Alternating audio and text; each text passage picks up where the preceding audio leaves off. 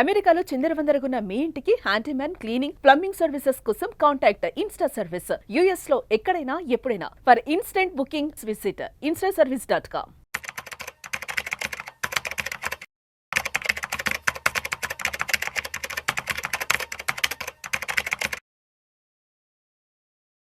Sir Sundararamareddy గారు నమస్తే sir. నమస్తే సార్.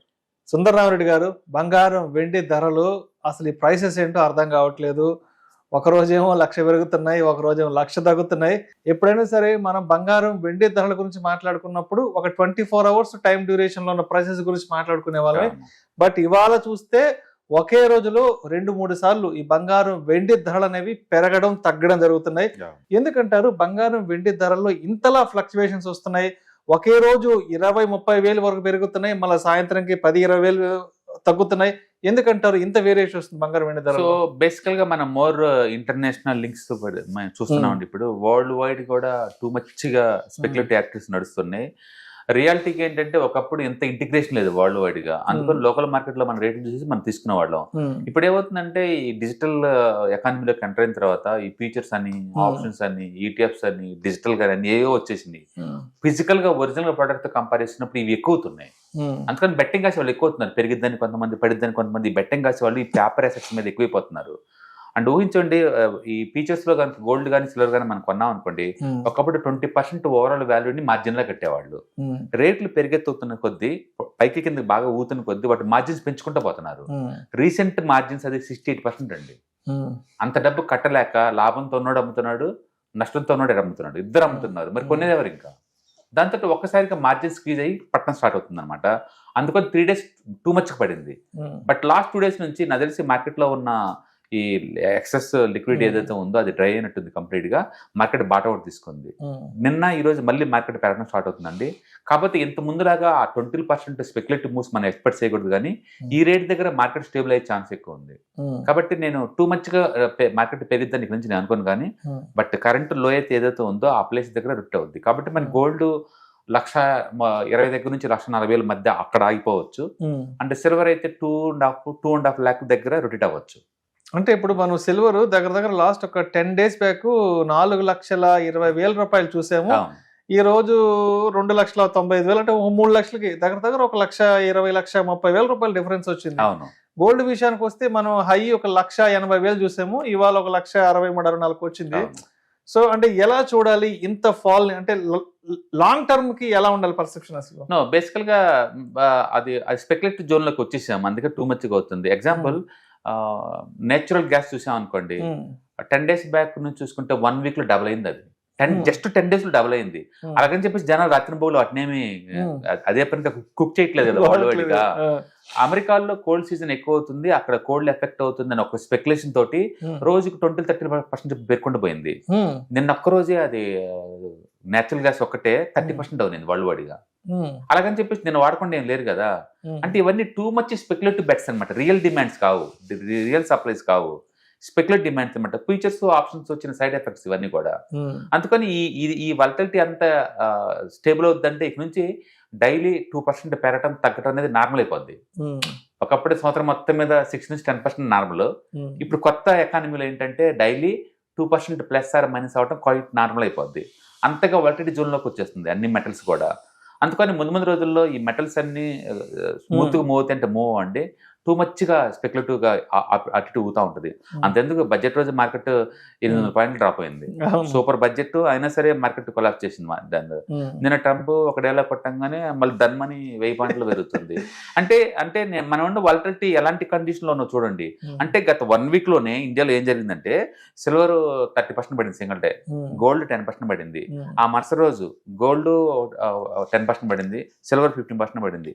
ఆ మరుసటి రోజు క్రూడ్ ఆయిల్, నేచురల్ గ్యాస్ 30% పడింది. ఆ మరుసటి రోజు ఈక్విటీ 800 పాయింట్లు పడింది. ఆ మరుసటి రోజు మళ్ళీ ఈక్విటీ మార్కెట్ పైకి ఆల్మోస్ట్ 800 పాయింట్స్ పెరిగింది. అంటే మనం చూసుకుంటూ పోతుంటే ప్రతి అసెట్ లో కూడా, ఈవెన్ కన్జర్వేటివ్ ఉండే కరెన్సీలో కూడా ఇండియన్ రూపీ 2% పెరిగిందండి జస్ట్ 24 hours లోనే.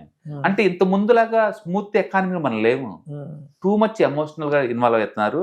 డిజిటల్ గా కనెక్టివిటీ ఎక్కువ కొద్దీ వాలటిలిటీ జాయిన్ అయ్యింది. ఇంకా అందుకని మన బిహేవియర్ మారిపోతుంది ఆటోమేటిక్ గా. అలా పెరుగుతున్నప్పుడు ఎవరికైనా టెంప్ట్ అవుతాం, కొంటే కొంచెం బెనిఫిట్ పొందుతాం కదా అని. బట్ ట్రాప్ అయ్యేది ఎక్కువ ఉంటుంది ఇక్కడ. రీసెంట్ గా ఈ గోల్డ్ సిల్వర్ క్రాష్ అయినప్పటికి ఎంతమంది ట్రాప్ అయి ఉంటారు ఊహించుకోండి. అందరు క్రెడిట్ కార్డులు వాడి మరీ గోల్డ్ కొంటున్నారు. అంటే ఉన్న గోల్డ్ తనఖా పెట్టి వచ్చిన డబ్బులతో మళ్ళీ గోల్డ్ కొంటున్నారు, మ్యూచువల్ ఫండ్స్ లో డబ్బులు తీసేసుకున్నారు, ఈక్విటీలో డబ్బులు తీసుకున్నారు, లోన్ తీసుకుని కొన్నారు. అవును, బట్ మనం ట్రాప్ అవుతా ఉంటాం ఎందుకంటే అది వరల్డ్ వైడ్ గా స్పెక్యులేటివ్ నడుస్తుంది. ఇండియా ఒకటే కాదు, వరల్డ్ వైడ్ కూడా. అందుకని మీరు ఎవరైనా గోల్డ్ సిల్వర్ ఇడే కొనొచ్చు అంటే కొనొచ్చు, బట్ ఒక 2-3 years పాయింట్ ఆఫ్ లో చూసుకుని కొనడం తప్ప ఈ స్పెక్యులేటివ్ బెట్స్ అయితే ఖచ్చితంగా కట్టమాకండి. ఏదైనా సరే ఈ ఈటీఎఫ్స్, ఈ మ్యూచువల్ ఫండ్స్, ఈ ఫీచర్స్, ఆప్షన్స్ వచ్చిన తర్వాత వాలటిలిటీ టూ మచ్ జరిగింది. అది వరల్డ్ వైడ్ కూడా, అన్ని చోట్ల కూడా. అంటే ఈవెన్ బిట్ కాయిన్ కూడా 1 year నుంచి పడగొడుతూనే ఉన్నారు. ఎప్పుడు మన బిట్ కాయిన్ అంత లోలో చూడలేదు ఈ మధ్య కాలంలో. అది పెరగలేదు. ట్రంప్ వచ్చిన కొత్తల్లో లాస్ట్ అసలు టూ మచ్ ఎక్కడికి వెళ్ళిపోయింది. ఏదో $1,00,000 అది ఇది అన్నారు. ఏం లక్ష $1.2 lakh వెళ్ళిపోయింది ఆల్ టైమ్ హై. ఇప్పుడు అందులో 50% డ్రాప్ అయింది ట్రంప్ వచ్చిన కొత్తలో. అప్పటితో పోల్చుకుంటే ఇప్పుడు 50%. ఇప్పుడు కూడా ఆ మనీ ఉంటుందని గ్యారెంటీ లేదు. నేను ఇంకా 30-40% పెడితే బెట్టుకొస్తున్నాను. ఎందుకంటే ఒకప్పుడు దాన్ని డిజిటల్ గోల్డ్ అన్నారు. గోల్డ్ ఒరిజినల్ పెరుగుతుందా 10 పెట్టలేదు కదా. అంటే it's not the digital gold, it is the worst asset అనమాట. అది ఇంకా డ్రాప్ అయ్యే ఛాన్స్ ఉంది. రైట్. అదేవిధంగా కాపర్ పరిస్థితి ఏంది? రీసెంట్ టైమ్స్ లో అంటే లాస్ట్ ఈ మధ్య కాలంలో కాపర్ కూడా బాగా లైమ్ లైట్ లోకి వచ్చింది. ఏదో కాపర్ కి సంబంధించిన స్టాక్స్ అవి అంటే కూడా కొంత రీసెర్చ్ బేసికల్ గా ఇండస్ట్రియల్ డిమాండ్ అయితే ఉంది. వరల్డ్ వైడ్ గా పీక్ లెవెల్ నడుస్తుంది. ఇండస్ట్రియల్ డిమాండ్ అయితే ఉంది.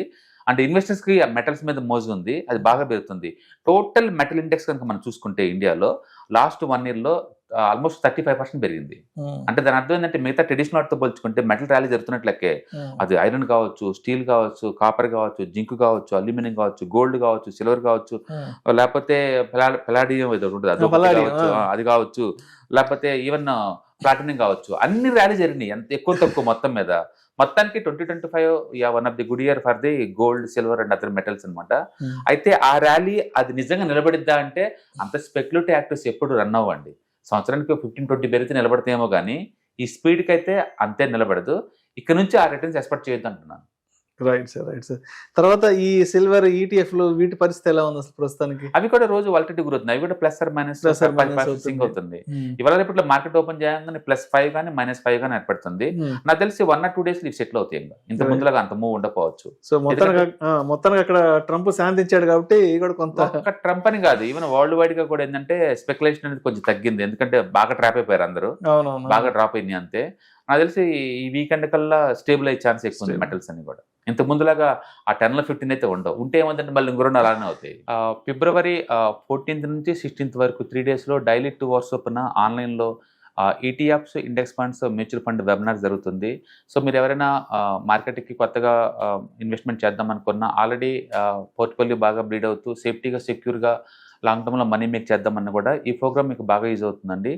దీంట్లో ఈటీఎఫ్స్ అంటే ఏంటి, ఇండెక్స్ ఫండ్స్ అంటే ఏంటి, మ్యూచువల్ ఫండ్స్ అంటే ఏంటి, వీటిని ఎలా ట్రాక్ చేసుకోవచ్చు, బెస్ట్ వాటిని ఎలా పిక్ చేసుకోవచ్చు, అలాంటి టెక్నిక్స్ చెప్తారు.